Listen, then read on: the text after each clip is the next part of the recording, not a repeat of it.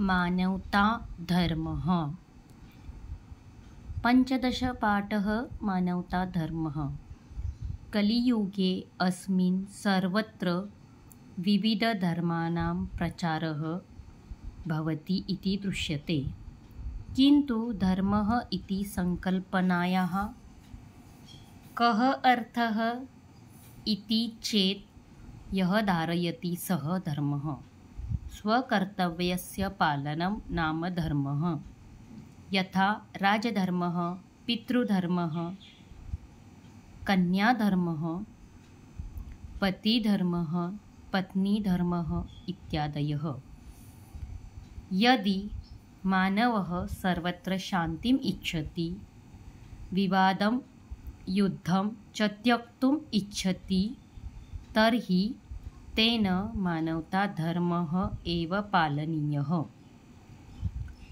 सर्वे धर्माः मानवताहितवादिनः एव। अतः मानवता सर्वधर्माणां मूलम् अस्ति।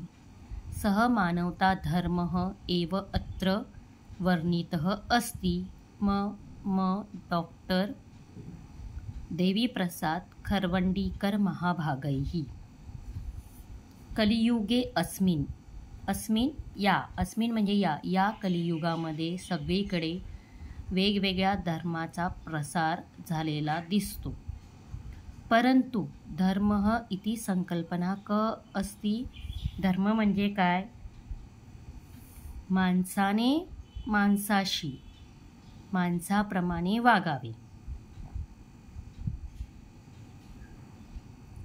यालाच मानवता धर्म असे म्हणतात।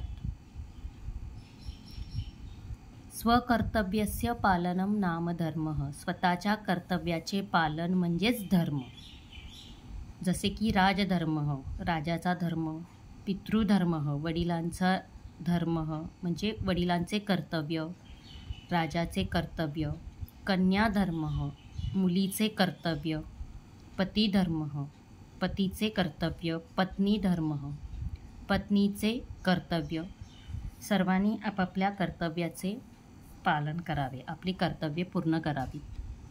यदि मानवः सर्वत्र शांतीम इच्छति, जर माणसाला सगळीकडे शांती पाहिजे असेल, विवादं युद्धं च त्यक्तुम इच्छति, विवाद म्हणजे कलह, भांडण, वादविवाद आणि युद्ध टाळायचे असेल तर त्याने मानवता धर्माचे पालन करावे।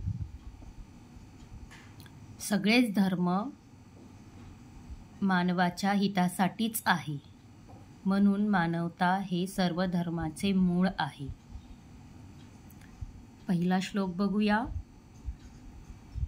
यथा एव सकला नद्यः प्रविशन्ति महोदधिं, तथा मानवता धर्मं सर्वे धर्माः समाश्रिताः। यथा सकला नद्यः महोदधिं प्रविशन्ति। नद्यः म्हणजे नद्या, यथा म्हणजे ज्याप्रमाणे सगळ्या नद्या, महोदधिं म्हणजे महान, उदधिं